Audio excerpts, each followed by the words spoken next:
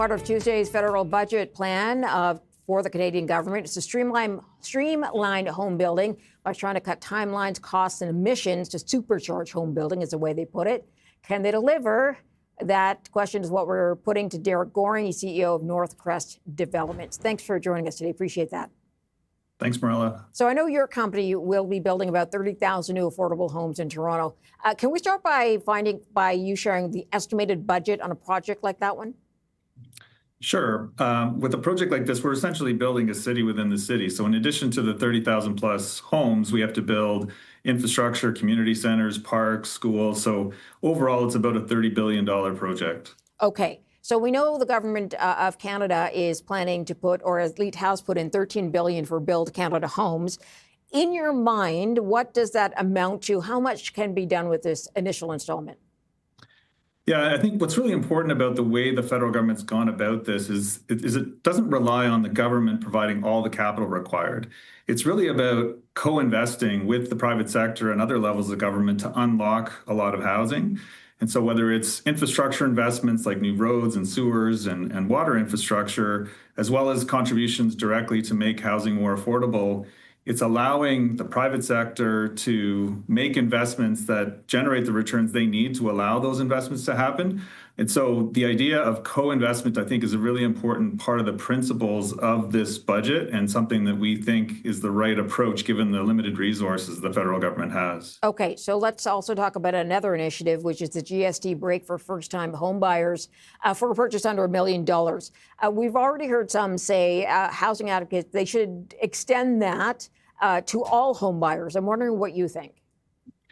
Yeah, listen, in our view, there are too many costs associated with home building today that aren't related to the actual cost of developing the home. So development charges and taxes contribute really significantly to the overall cost of housing. And so as much of those costs that can be reduced is definitely helpful to both increasing the supply of housing as well as reducing the cost of delivering that housing. So anything that can be done in that regard is definitely a positive. Okay, do we run things differently in this country? And I know it's very jurisdictional, but how do we compare to other countries, other jurisdictions? Are development fees here very high?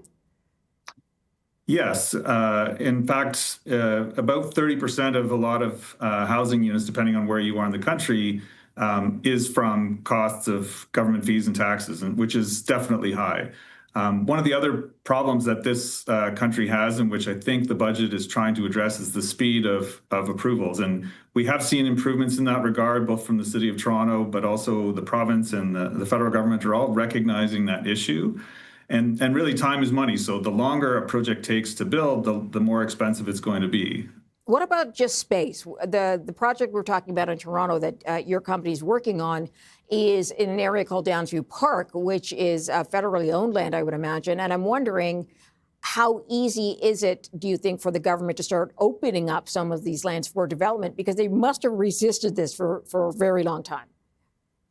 So our site is privately owned, but it is right next to a lot of federally owned land. And so we are working closely with Canada Lands Company, the adjacent landowner, to unlock this area of development. And what's ideal about our project and Canada Lands property is we've been working for the last 5 years with the city and local residents to develop a vision for this plan. And we're about to start construction. We're ready to go. So having investments like the ones announced in this budget are key catalysts to allowing projects that are shovel ready to actually proceed much faster than were originally planned. Do you feel like there's urgency in the budget from what you heard on the housing front? I think there's intent to be urgent. And now the question is whether they can actually deliver. When you're trying to put out as much money as is contemplated in this federal budget, it's surprisingly hard for the government to spend money when it comes to making investments in infrastructure and housing, because those projects inherently take a long time. And the government obviously doesn't want to spend that money frivolously. So the due diligence and time required to get money out the door is often a challenge with these types of programs. So I'm hopeful and encouraged by the intention, but it really remains to be seen whether they can actually execute in putting the money out as quickly as is necessary to make these projects happen as quickly as they would like. All right, Derek Goring, thank you for your time. Appreciate it. Derek is CEO of Northcrest Developments.